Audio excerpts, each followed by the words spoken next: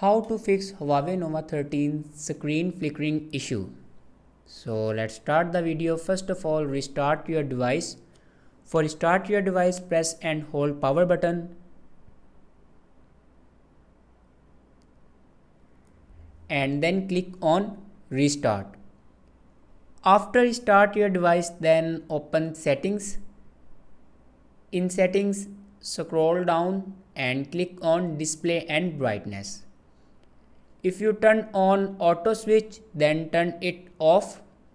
After turning off auto switch, then go back and scroll down and click on system updates.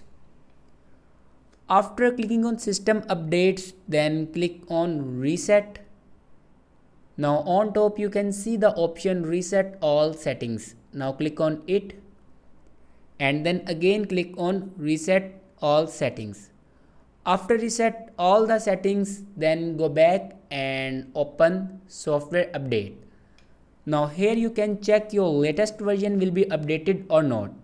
If it doesn't update to latest version, then update it to latest version. After that your problem will be fixed. Thanks for watching this video.